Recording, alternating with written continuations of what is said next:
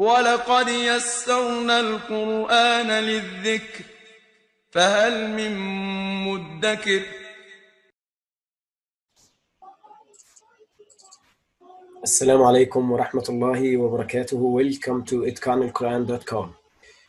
Today is the second lesson on Nur al-Bayan book, Kitab Nur al-Bayan. Today we'll do the second lesson, which is Fatha. Fatha is, what is Fatha? Fatha, it is a stroke placed above the letter. It gives a sound. Like when we have Hamza, Hamza is the name of the letter. Fatha is the name of the sign on top of that letter.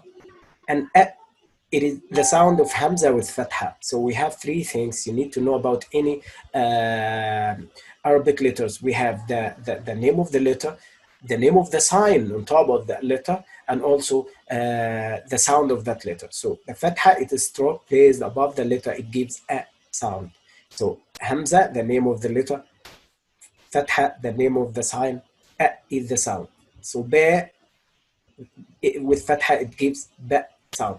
So now we have ta, tha, ja, ha, kha, da, tha, fa, ta, ba, a, kha, ja, ha, da, da, fa, ha. Practice some Arabic words which include the Fatha sound. Here we have dal with Fatha, so it gives da sound. Ra with Fatha, it gives ra. So now we have da, ra. And then we have sin, which sign on top of sin, as we confirmed, we have Fatha. So dara, sa. So is to say it in one word, it becomes darasa. Dal with Fatha, da. Hamza Fatha, a, da, a.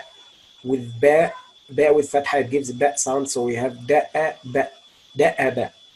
وزن ذرأ زأر أرك ذرف رأب وزع, and so on, inshallah, for any words include any fatha sound. جزاكم الله خير.